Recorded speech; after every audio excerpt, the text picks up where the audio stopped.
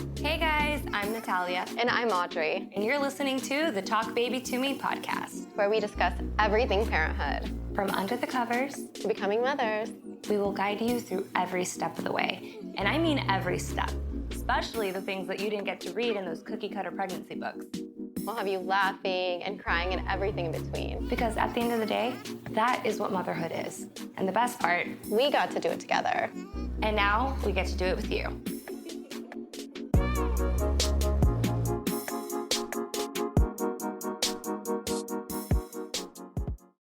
Hey guys, it's Natalia. And Audrey. And this is our final episode of the season. I can't believe we wrapped one season. I can't either. The whole idea just came and happened, and now it's done. And now we have a season 2 to plan, so you guys stay tuned for that. Yes, a season 2 with lots of stuff coming and just like a more well-rounded way of going about it because you learned with us, but we did great. I think we did great. We did great. Yeah. Like when we listened to it, I'm like, okay, we could do this, we could change this. But the fact that we even just did it, yeah, and we made this happen, like we can only go up from here.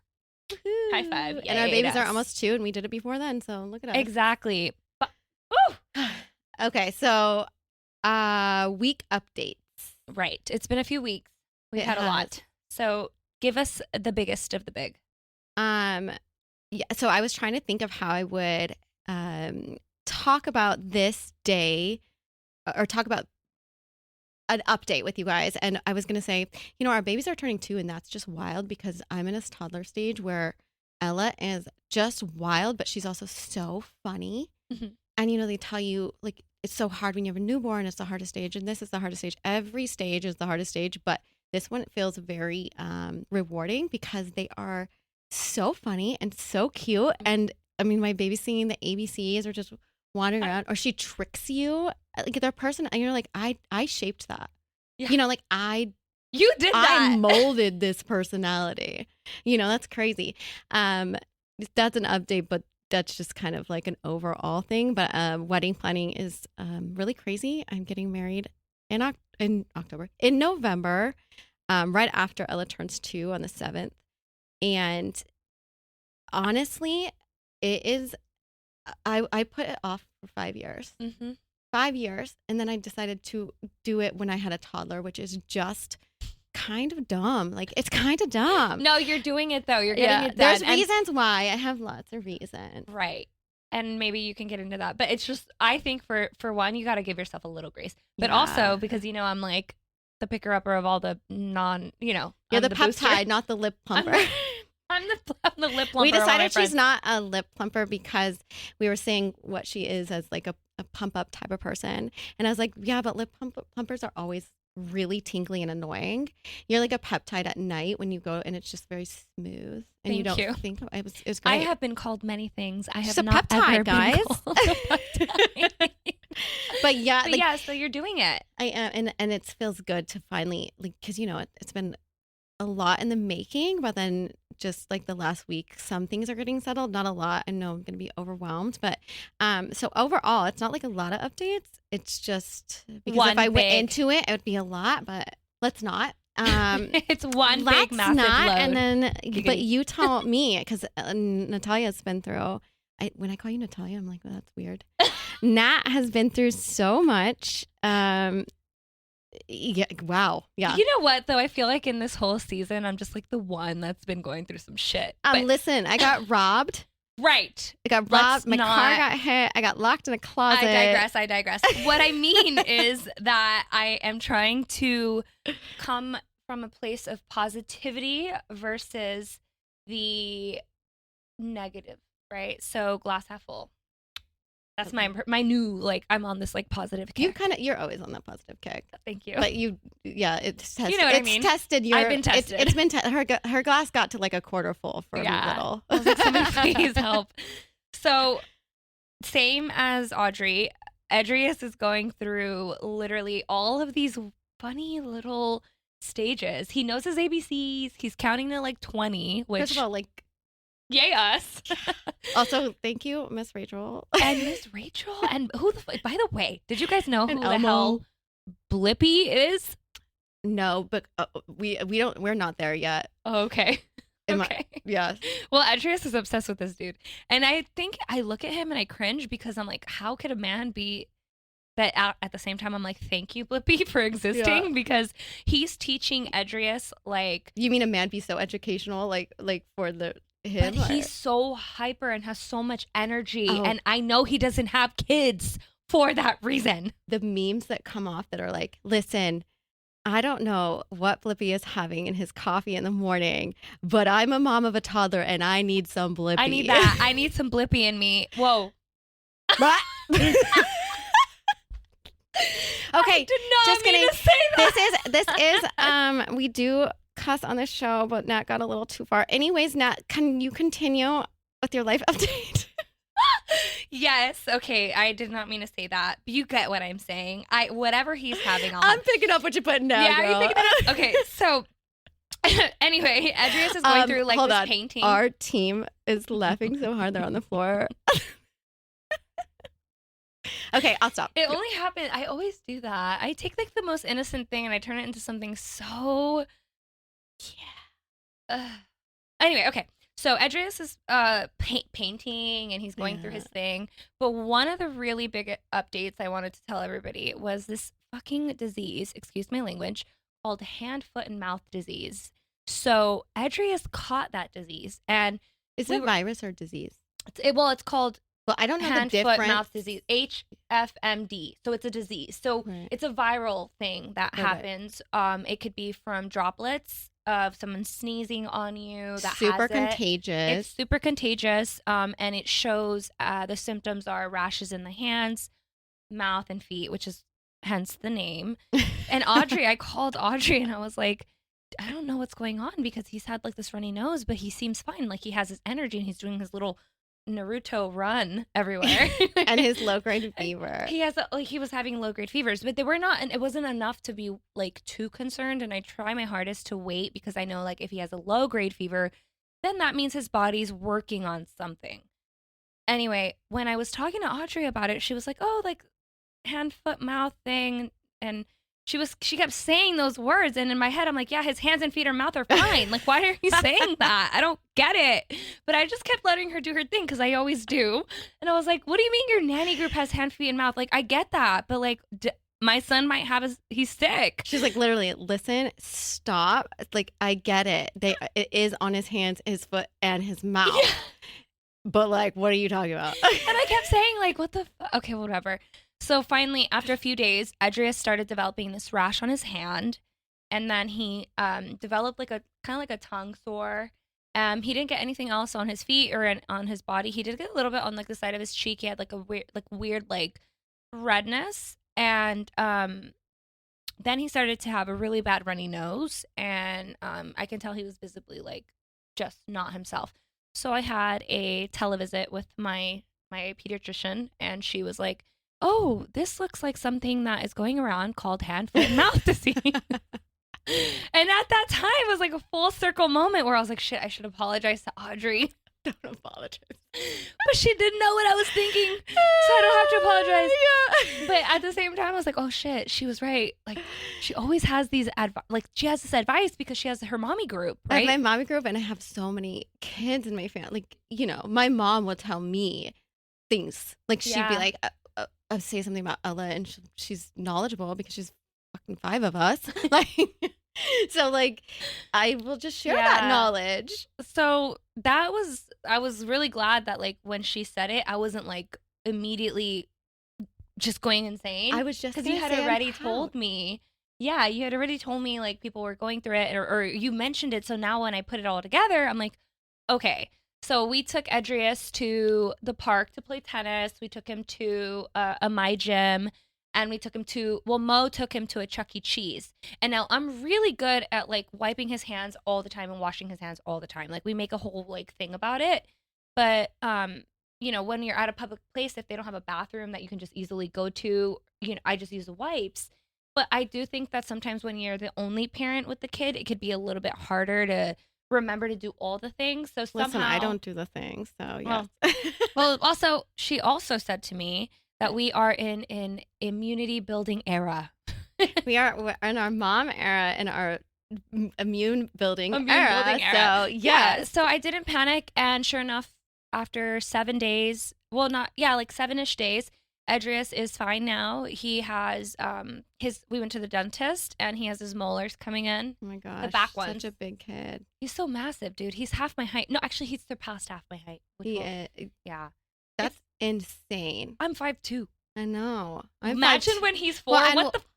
Well, because our kids are the same. You guys have heard this over and over on this podcast, but our kids are basically the same exact age. So it's like mind blowing when you put them together.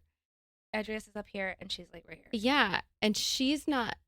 She's not on a smaller. She's average. Yeah. So yeah, no, Edrius just happened to be on the 99th percentile, literally across the board, every single appointment. Listen, I'm signing him. Exactly. I'm starting an agency now. Edrius is gonna be so good with sports, and his coordination is amazing. So or he'll be a painter. Who knows? That part too. He loves painting. Like he'll pick up a paintbrush and say, "Paints." He wants more paints always, and he literally will just scratch. He is such a He loves it. He's a creative. Yeah, I think he got that from me. The painting part.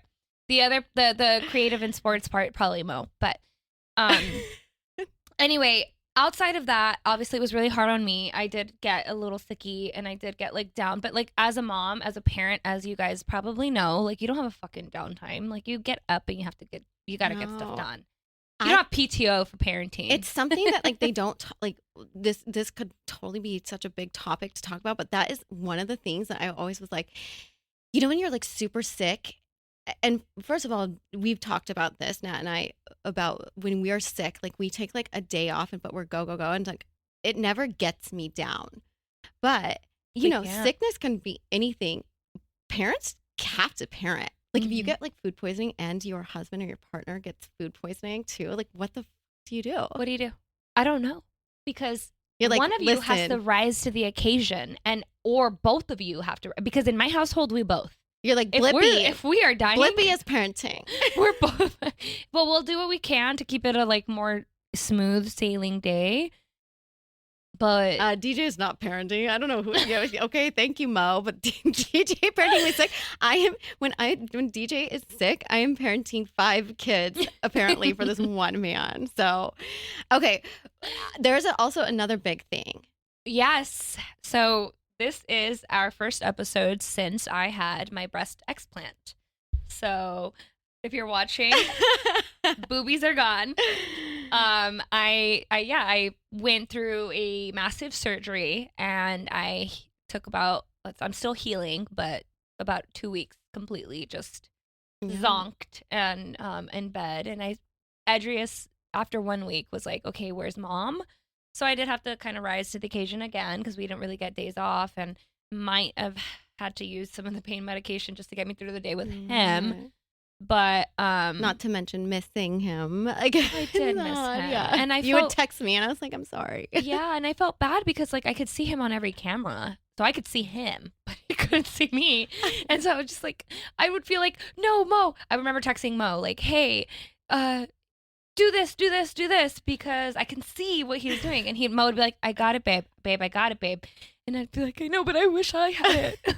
I want to be there. And I couldn't. And it was really sad. But again, I'm trying to look at it. It's a major surgery. It's so major. Crazy. Yeah. It's so crazy because hormones are a bitch. Hormones, and you don't realize how much breast implants, if you have an autoimmune disease or autoimmune something happening because of the toxicity of the silicone, or your hormone blockage is real. Like there's some shit happening. So. My entire menstrual cycle was all off. My body was all off. My pain was on level 10 for like 4 weeks, even longer. But I'm good now. I think I'm doing good. The big updates in this last a lot happened. A lot happened, and since this is our final episode and we do not have a guest today, we decided that we were gonna open up our like a Q&A with the audience and the viewers, and we have a nice little we posted a couple we did a couple posts and then asked friends like, what would you like to ask us anything about all of these things pertaining to the topics of our podcast, obviously. Mhm. And first of all, a lot of you just gave me comments like, your baby's so cute. And I was like, thanks. That's not a question, but like, yeah. And for me, I got the weird stuff. Like, did you tear? And I'm like, but did you listen to the episode? But we got like a good chunk of questions, and I think we can get through an episode answering them to the best of our abilities. Yeah. And I'm excited because it'll be fun and also very informational and therapeutic. Yeah. Yeah. And both of our answers might be polar opposites. Yeah. But they might actually be the same. Okay. So I'm going to ask you, and then I'll answer after. Mhm. Okay. So how annoying is it to receive unsolicited advice, and how do you handle it? Okay. And first of all, she's asking me when we haven't really went through these. So I'm like, oh. Yeah, it might take us It's just a while. going to come off the tip of my tongue. Unsolicited advice, as I've said throughout the season, is first of all, there is some really good unsolicited advice and like unsolicited mom support, which was super surprising and super amazing to find the community of moms. Like it was really, really awesome. Mm-hmm. But then some unsolicited advice, I don't get it as much as you probably do, and you can say this, but I take it with a grain of salt. But also when it comes to your child, and some of it is like now when you have the kid, like pregnancy is a little different for unsolicited advice, but when you have the kid and you're doing these things, you're going through it, and everybody is different. Every parent is different. Every kid is different. That kind of like, now I just need to know when to stop listening, let the person who's giving the advice just kind of like go with it, or be like, you deal with everybody differently, or just be like, you like, yes, we have our talk to them and tell them I have my own way of dealing with this with my kid. Yeah, but yes, like politely, I appreciate it. Or with some of my people, I could just be like, listen, no, that's just not what I will do. Lots of that happens with my mom and my mother-in-law. But they take it too because they have kids and they know they did it with their mom. So mine's a little different than yours, I'm sure. Yeah, well, for me, it's my own doing, right? Like I open myself up to my audience and I say, here's what I'm doing, and a lot of moms are very thankful to me because I post things that other moms didn't post, or maybe they're able to see certain things on my account that they can't really get a real perspective from when they Google it, right? But I do get some, like when I was breastfeeding, that was the worst part. I would get like, don't stop, just keep doing it, just keep going. And I would get, breast is best, you'll regret it if you stop, like things like that. So that shit sucked.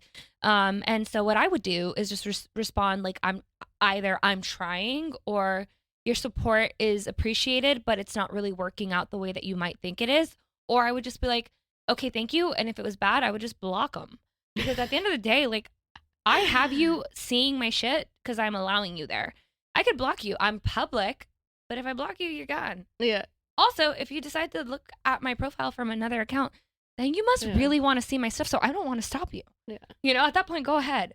But I'm going to not take your comments or your unsolicited advice. I will say the same thing about the community building. Moms out there are so supportive, and there are a really good group of mommies that I just want to help and just want to give you a perspective. And I respect that a lot. Like I've replied to every mother that has ever DM'd me in regards to something about Edrius, or if they have questions regarding something I posted about Edrius, like sicknesses and stuff. But for the most part, if it's negative, blocked. Or I reply with like a little diplomatic response, and then Audrey goes after them. That has been the theme of this podcast. Audrey is gonna, she's like the silent killer. You should see with DJ. It does this the same way. But just to note on that, with that mom community, it's so surprising because there is such a shock to your system when you become a mom, and then to have it, I just didn't realize. But now when you become a mom, I'm looking directly at the camera. You pay it forward. it made it. I have been doing it with mine, and you just don't know. It really is helpful. It's super helpful. Yeah, agreed. And just remember too, like, you have the option to accept what you're given, or you could accept it, or you could decline it. Yeah. You don't have to let it affect you. And I wish somebody would have told me that. There's not one way to do things. Yeah. I wish somebody would have told me that, like, in the beginning when I was getting all those shitty comments. Okay, so I just was question. Like, I'll murder them for you. Just not murdering people. If anyone goes missing, it's not me. But if there's eggs on their car. Anyways, go ahead. Just kidding. Oh, how did you get back to your pre-baby weight? Okay, listen, I know that a lot of people are looking at this, or if you're on YouTube and you're watching us, or if you just know us, or if you have not seen us and just tune into our podcast, there's different things. But when you're watching us on YouTube and you're like, these two girls doing this show, super small, honestly, I'm going to thank my genes. But I've also always worked out. I've also been healthy, and I walked so much during pregnancy. I worked out the whole time. Not saying that everyone can do this or whatever. I'm not saying that's what took off the baby weight completely.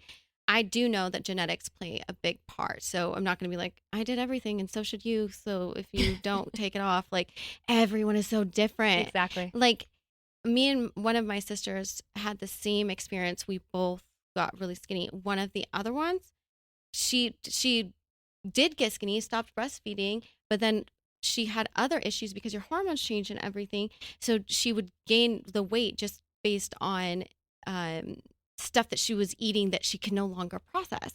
So genetically, I'm blessed. That's great. But also, you know, for my healthy state of mind, I needed to I walked, I worked out, I breastfeed, you know? Mm-hmm. I just want everyone to know, though, that it is not lost on me, that it is not easy, and that you're watching two very tiny girls have this podcast. Like, I have much compassion. I don't think that question is just... It's fair. It's fair, but it's so...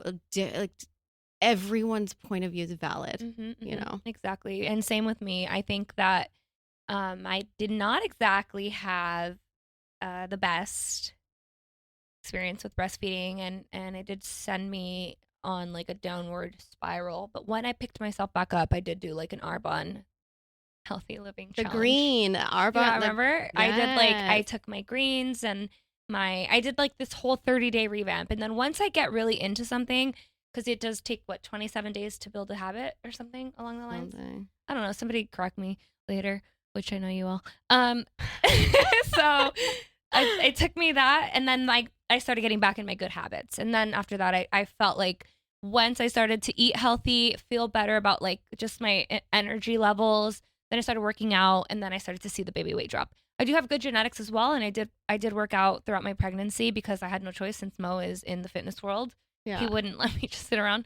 But I think everybody is different. So cater to your body the way that your body needs to be, and it will get back to where it needs to be on its own. Don't stress out about that because you have a baby. And you don't give yourself a time frame. Like, I can't imagine how it is to not, because obviously we are women. We are like everything's in the spotlight. We have so much social media. There's pictures. Mm-hmm. I know that every woman has felt the same way I felt when I was pregnant and fearing that I wouldn't be able to take it off because, you know, I've been small my whole life, but like I had issues my whole life with body image and going through things. So it has been on my mind. I just happen to have one of those bodies that bounce back. Everyone is different. Like it's such a huge topic. It's hard to cover when you're small and other people. I know, because it makes you feel like you're not... Like, we can't necessarily relate with every single person out there, but there are, like, for example, Audrey did lose a lot of weight as well and then had to fight get it back. Which is not, Yeah, because when you're small, too, like, there's that side of it. Just also, like I'm still breastfeeding, and a lot of it has to do with, a lot of it has to do with, like, the depression it caused when I first tried to stop breastfeeding, but also I fear, because my eating habits are different, like, I eat all the time. I fear the weight I will gain after. So there are still things. Yeah. Yes. Okay. So yes, that's a big question, but To each their own. Exactly. Okay, question number 3. Ooh. Uh-oh. Ooh. Oh.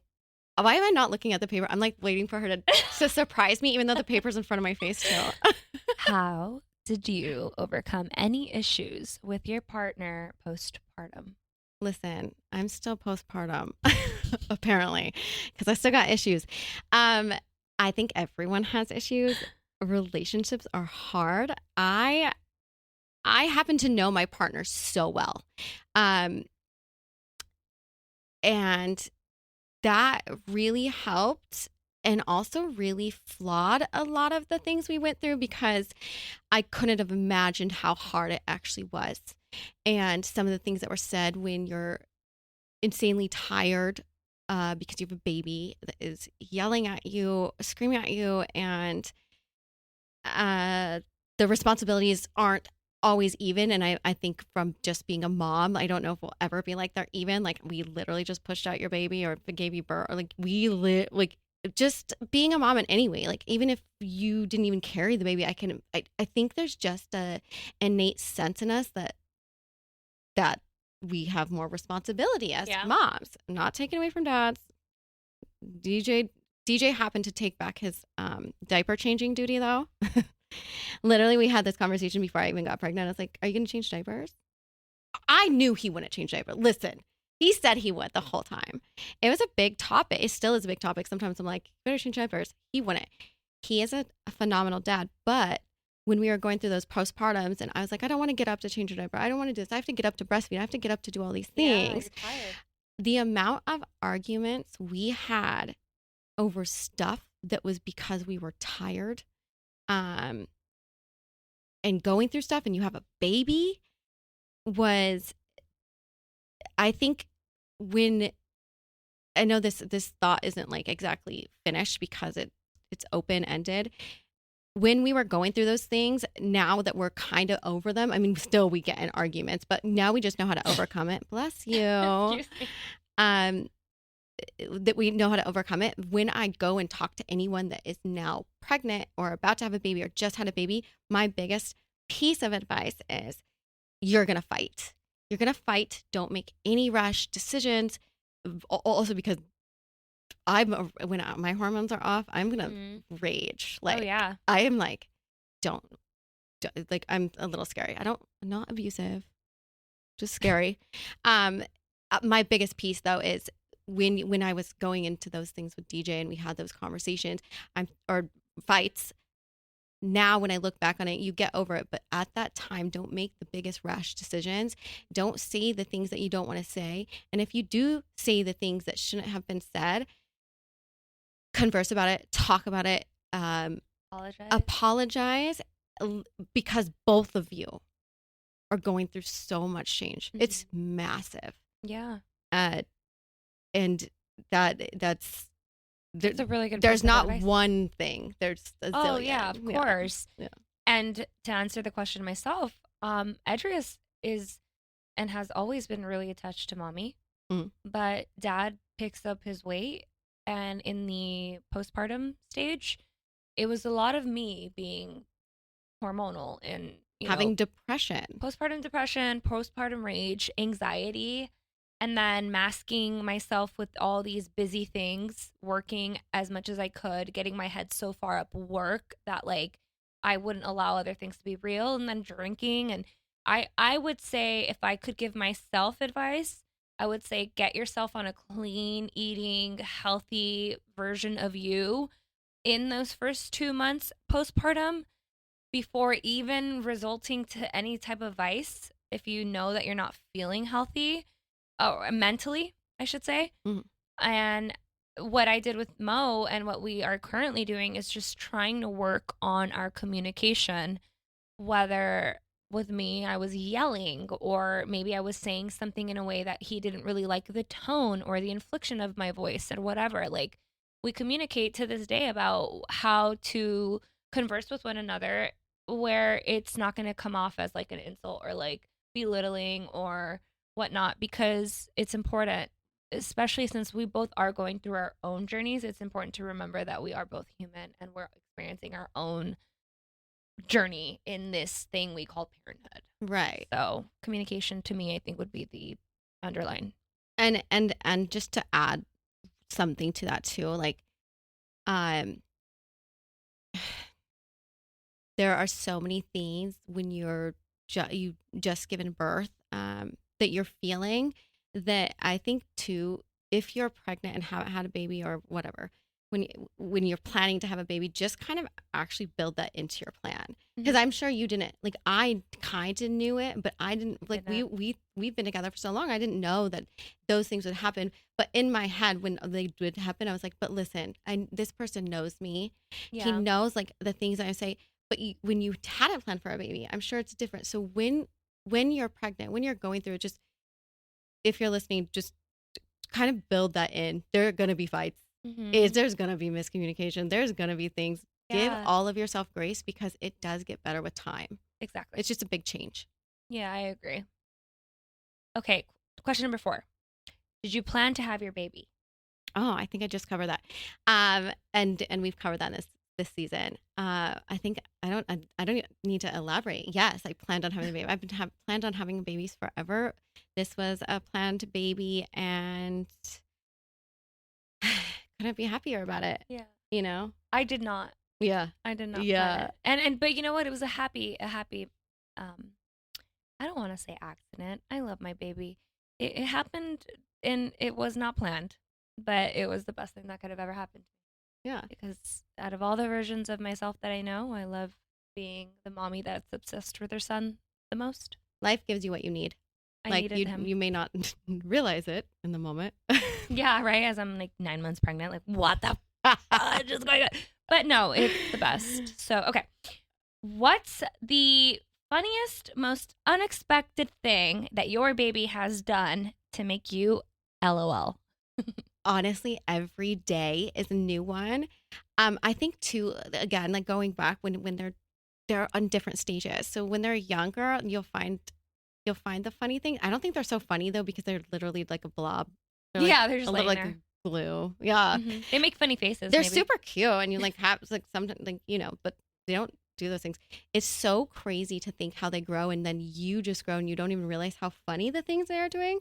But again, like, we have almost 2-year-olds. This stage is so funny. Probably the funniest thing, Ella does a lot of funny things. She comes from 2 very funny, sarcastic families. But I don't know how she picked it up, but she always does this thing, and she started very young. We'll be like, give us a bite or something, and she'll do it, and she'll like, and then she takes it back, and she's like, ha ha ha ha. I also so cute. She's so freaking cute. And She's my so other cute. thing is, she loves to poop in the corner, and it cracks me up, because you don't think that like kids need privacy. Like, you've been wiping their butt and changing their diapers their whole lives. It is so wild to me. She goes and steps away. Like, no, she it. goes in a corner and she hides, and she doesn't, like, you can tell she doesn't want to look at you, but it's such a funny thing. It's not, I guess it's just funny to know that just naturally she has that wanting for privacy. Like, listen, child, I have wiped your and I have cleaned up everything. You puked on me, you shit on me, and I don't. It's just funny to me that, like, cute. human She's nature. such a lady. Yeah, she. Well, yes. Also, she burps and she says, like, it's funny. Like, so, yeah. She's a class. But yeah, I mean, every day though, I could tell you something. So that's a fun question. Yeah, that's a really fun question. Ask me every day. I could ask you. Yeah, no, it's same with Edrius. Like, when someone comes over and he doesn't know them, or like if something happens that he doesn't like, if we're singing a song that he doesn't want, he'll just go, no, like no, almost like we're asking him, hey, do you approve of this? He's like, no, no. And then also, another funny thing is when he learned how to sign more. Oh my gosh. This kid wants more of literally anything you ever give him, because he knows how to say more. So now that he knows playtime. Dude, it's like when they start to learn more, he goes, more. And I'm like, more? And then I go, please? And he's like, peace. More peace. Like, more peace. And I'm looking at him like, you're just the cutest thing. I can give you literally everything because you just said that. Yeah. Even though I don't want to. And you laugh, And I laugh. Yeah. And then also, he thinks that I'm his daddy sometimes. What? No, like he'll just come up to me. He goes, "Daddy," and I'm like, "No, I'm your mommy." He goes, "Mommy and Daddy," and I'm like, "No, I'm your mommy." And he goes, "Daddy," You're like, "Hey, Mo, I'm recording this and I'm like, and sending it to I you." wonder why you think that.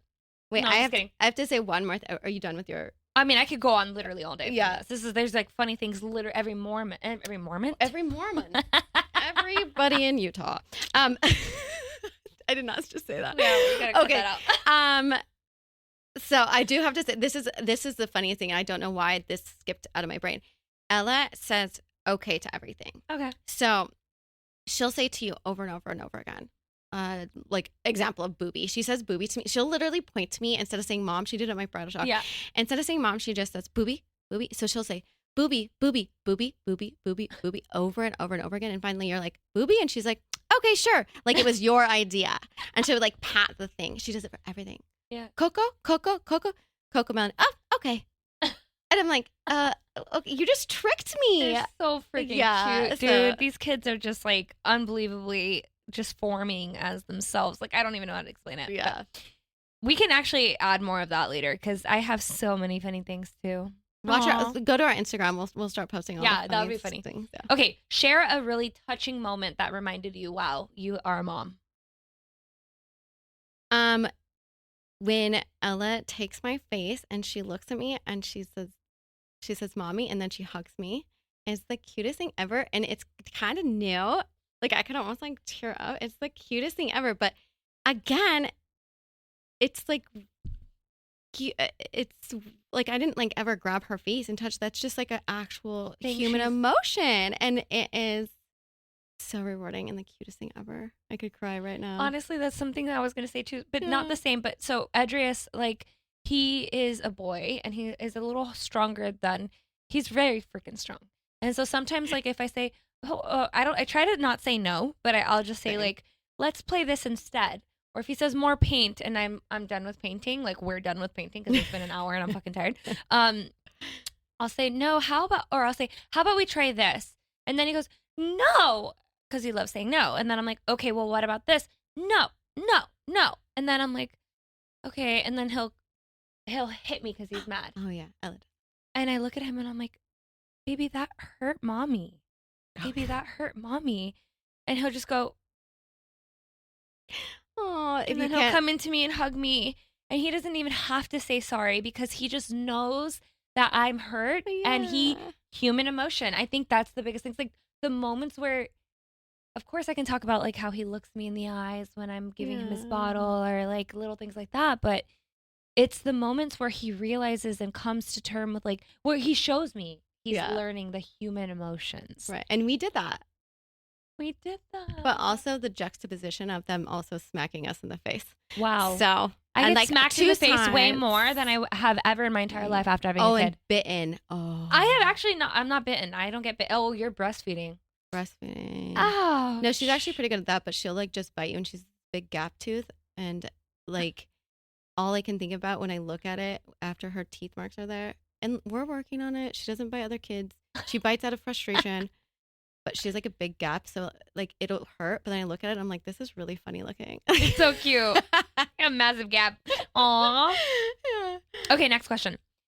Biggest parent fail that you can look back at and just laugh at. Can we laugh at the fails? I don't know. I have a fail ever. Like I think every parent has so many fails, so this could be like super. You could take this any way you want it. Biggest parent fail. I mean, literally. I could tell you a million. I forgot her diaper bag the other day and she pooped and I was like, she doesn't poop after 6:00. And so Janet had like a sanitary pad. So we just put a sanitary pad. That's a funny one. But there's also like, I think if I got emotional about it, my biggest parent fail was thinking that I knew so much and, kind of having a big reckoning with myself about how much harder it was. And I think it was like failing myself almost because I thought I should know. And then I got mad at myself for not knowing. So like emotional ones, but funny ones. Is that Phil? Also, not getting my door handles checked before I got locked in a closet. That was a good one. That I could go on with that forever, but Right. yeah. You know, I mean, I think everyone who has listened to the season knows that my biggest parent fail, I think, initially was just thinking I was going to be able to breastfeed and not being prepared or not knowing that or not even just knowing that I wouldn't be able to. Not knowing that it was a thing that you couldn't. Sometimes you can't. Because I just thought it was something that came natural, and so that was like the first one. Then, I mean, you could name so many things, and I'm very open about it. Like Edrius falling off his crib.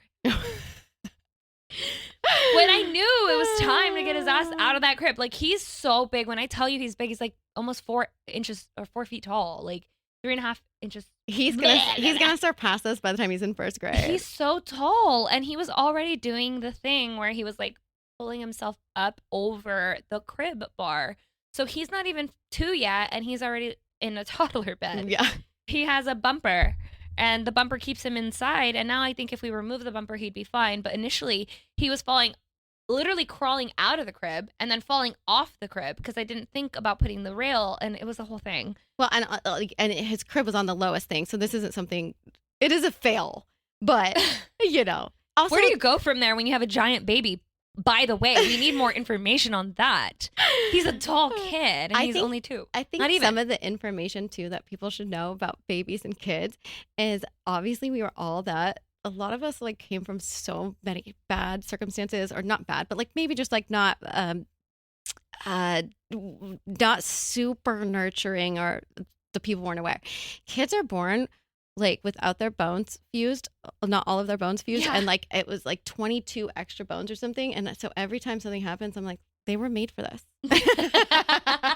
They were made to be dummy babies. That's evil. It's evil / real. Yes, they knew what they were doing when they created humans. Okay. Yeah. babies. They're meant to do that. Yeah. Okay. So, how do you balance it all? I don't. If you asked me how I balance it all, I will tell you that I don't. You could maybe see it from an outwardly view, and think that I do, but on a daily basis, I have so much going on in my life. I do what I can to the best of my ability on that given day, because every given day is, for the most part, you get into a routine. Thankfully, in the beginning, I did not know if I could ever get it into a routine. Now I kind of do, and that helps, but you just do what you gotta do as you're doing it. Mm-hmm. Like but if you think I'm balancing it, in my mind every day, I'm like, oh my Lord, this is a lot, and you asked for this. Yeah. Like, yeah. No, I don't regret it. Like, but, yeah, it's one of the most chaotic things for me. I have like a really chaotic time management thing, right? So I divide my life into time slots. And I know that sounds absolutely insane, but I know that he's going to wake up at 6 or 7, and from 7 to 8 I have breakfast and all the morning routine, and then I put his butt in front of the TV. I don't care if you think that's right or not. And I put him in front of the TV, and then I get work done, and then I wash the dishes from what he just had. Like, I have literally a tight schedule. And from 2 to 6, I have a nanny. So from 2 to 6, I cram my entire world into every minute. Including this. Exactly. Like, the only reason this is able to happen is because of our time management. Whether she knows it or not, she does it as well. But I think because I've always had a calendar, and I always have been so time management crazy. I think that's the only way I've made this work. And I did get Edrius in a routine ASAP. And even though Mo was like, he's a baby, he'll fall asleep nope. He's falling asleep when I tell him he's falling asleep. Yeah. So getting into Ella. Yeah, well, no, we have him on a tight schedule, and he will go to bed. So luckily, that is what keeps us sane. Yeah. Okay, ready for the next one? Wait, hold on. Let me just add one thing. Oh. Also, when it comes to balance too, it looks so differently. Like, because Nat had such a different. I am a very scheduled person because I like to get everything done, but Ella would not get on a routine. So if you're feeling badly about that, like, I feel good about it now. It took a lot of time. Mm-hmm. Just like your balance looks so different. Again, yeah. And first of all, maybe not balance. You're just living. Like, yeah, I mean, I know some people who didn't care about the taking care of babies or the whole bedtime Me. routine thing. That was me. And that's fine. I mean, I just like systems. Right. And they I'm work like for one you. of the, exactly. I'm one of the people that needs a system, needs an SOP. I actually wrote an entire SOP for taking care of Edrius for my nanny. What's an SOP? Standard operating procedure. Just for all of you that didn't know what this is. And I printed it and laminated that shit for the nanny. If you think I'm surprised, I have a podcast with this lady.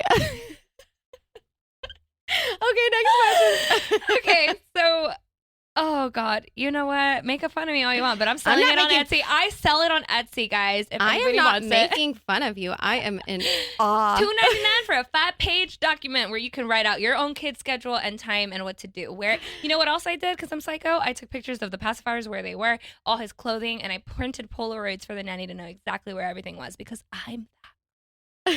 All right, moving on. Have you ever had a moment where you held back tears in front of your baby? Way more than a moment, and typically I don't hold them back. Oh. But I will say, like, I mean, there's so many things with babies. I feel like a lot of this stuff is repetitive because it all goes together.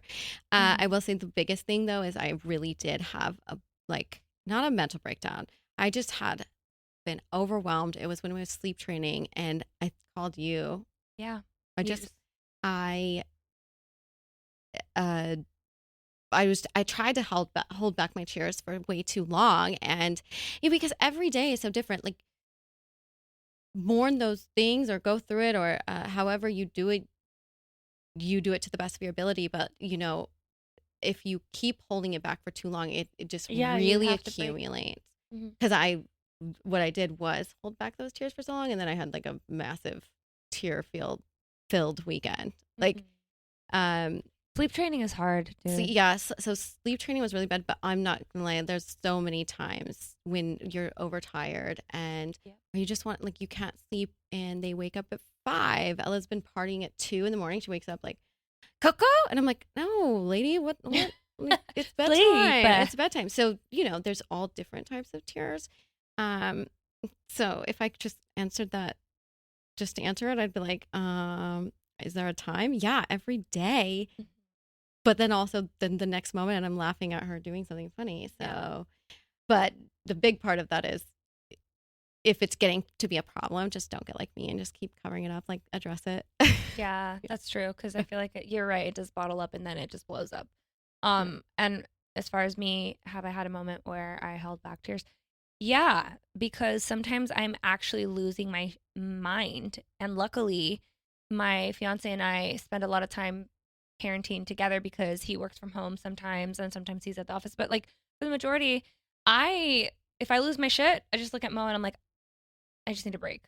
So I walk away and I'll either cry or scream into a pillow or flip and lose my Or we mind. text each other. We text I'll each be other like, a lot. What the hell? Yes. Yeah. Yes, we do. We and do. I'll call her if I have to. Get or she'll yourself be like, a mom friend. Exactly. I'll send her like 2-minute voice notes. Yeah. And I'm like, I'm so sorry that was long. And I'm like, listen, vent away. Yeah. I'll do the same thing. Because I get, they don't mean it. They're kids. They just do things and they push buttons and they don't understand that you're tired. They're just on because they did sleep 8 hours or 10 hours or 12 hours. And they have the energy of a I'm toddler. Like, he runs like a crazy person. I'm like, are you not tired? I'm exhausted. I know. But yeah, so the moments come very often. Yes. Next question. Biggest fear as a mom? There are also so many. I will say though, what one of my biggest fears is trying to raise your child right in what your terms are right, as how you want them to be morally, as a person, how you want them to treat people. And my biggest fear is not being able to succeed at that, so I don't even know if that will ever come. Like, when you go through all the stages of life and everything is there. So this is my biggest fear right now. I'm sure it's going to change, but one of my biggest fears is just, in this world, it's so different from the world I grew up in, that I don't know how to cater to it sometimes. So I don't know if I'm doing all the right things. And my biggest fear is raising someone that is not a good person in this world, I don't know if I like that, but it really has to do with how the outcome is. Yeah. Like, it really bugs me because this world is so different that I'm fearful that I don't know how to hone in or interject when you need to interject or monitor what you need to monitor and not, because I was a free spirit, but I had my own back, like I was structured. So that's my biggest fear is kind of just how she turns out. Yeah. Yeah. It's so deep. You better be a good person, Elle. Oh man. I got like chills. I read a lot of murder books, guys. Oh my gosh. Okay, my biggest fear, I have two, and one of them actually has just become not so big, but I did want to mention it. And it might sound morbid, but my biggest fear was not being around to see him grow. Mm. And that was a lot and had a lot to do with my health and my health issues and what was going on with me privately that I have not discussed or I did not discuss or just I'm not ready to, but I wasn't in the healthiest place for a little bit. And so that's a lot. For a while, I was kind of like, am I even going to be around? And then my second one's a little more lighthearted. It's more of like this stupid fucking pacifier. Okay, so I grew up with crooked teeth. And if you've known me forever, you've known I had gang signs coming out of my mouth, okay? And so I did braces, Invisalign, the whole 9 yards. And my son is obsessed with the pacifier. He hated the pacifier his whole first year. After he turned 16 months, all of a sudden he really liked it. And now we took him to the dentist and he has this interior open bite thing because he's sucking on the damn pacifier and he loves it. And I don't know what to do.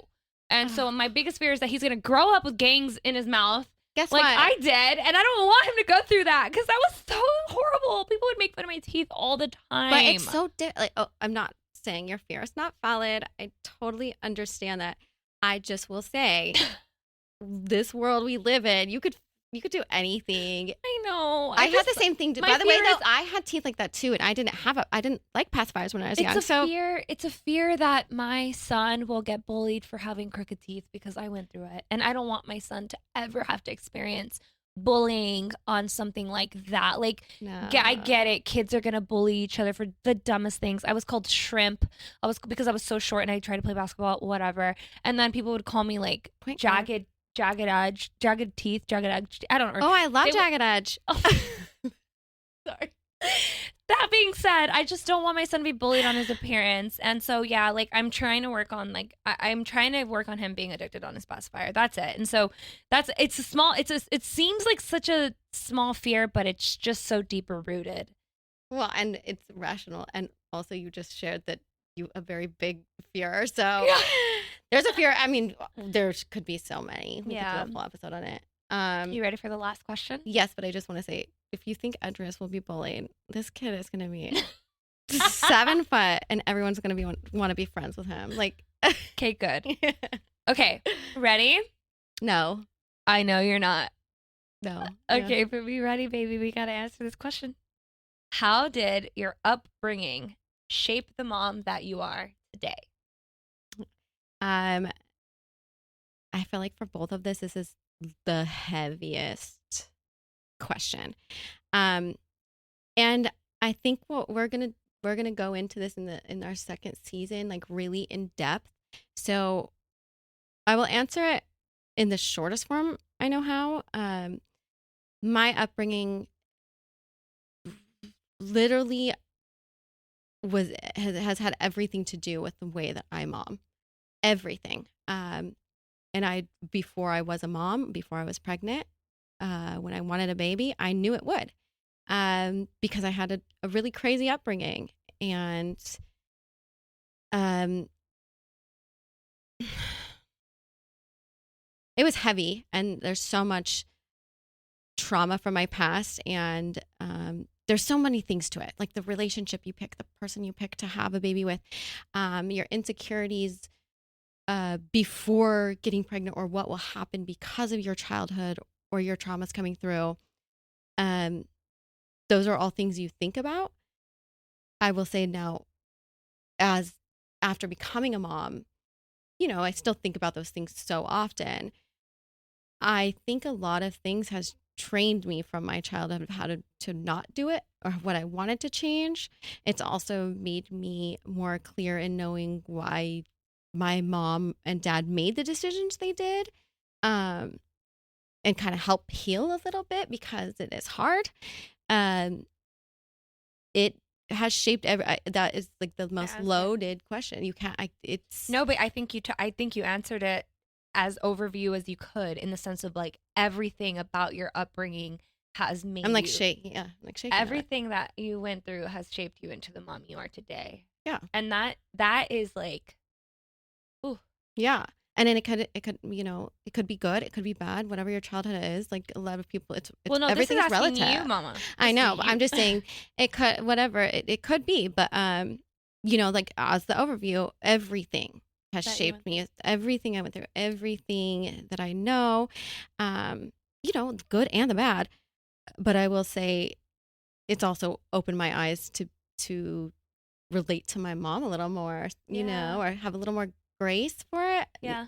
Not exactly, but I'm going to go into this more. But yes, if I'm just overviewing it, everything. Yeah. Everything shaped me. Yeah. And then I guess I would answer that with everything that I didn't have in my upbringing has shaped me into the mom that I am. Yeah, that's like, that's like I didn't have a mother figure. I remember asking my father about a tampon. Like, vividly, I remember that. And he was like, "You're not supposed to use that." But my mom was in the picture for a long time, and then she wasn't. And she had 3 kids under the age of 20.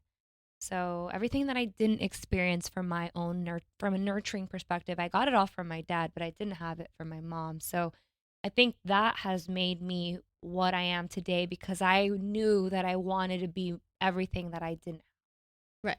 And so I will leave it at that, because I feel like we can stop now, and it's a good place to have you guys tune in for season 2. Yeah, it's like it was a last question, because we're going to go very deep in the second season, and we have, we had a learning experience for our first season, and we have a lot of big things coming in the second season. You guys stay tuned. It's going to be amazing. And we do also want to thank you so much for tuning in. I mean, we're 2 moms that just had this baby with you.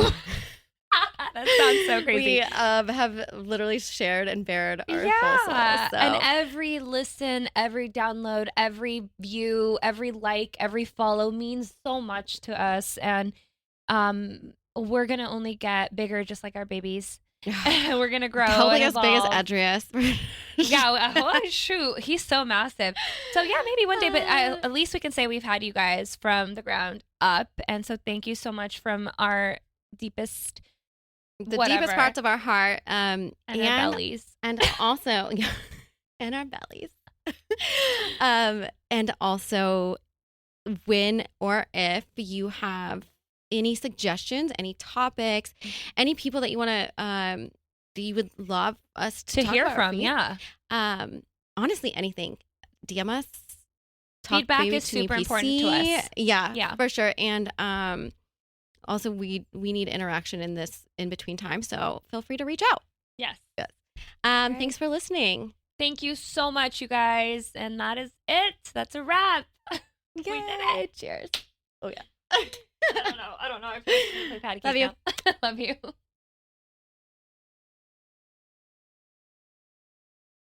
Thank you guys so much for listening. You can stay in touch with us on Instagram at TalkBabyToMePC and our YouTube at Talk Baby to Me Podcast. And listen to us on Apple and Spotify or anywhere you get your podcasts. Thank you. Thanks.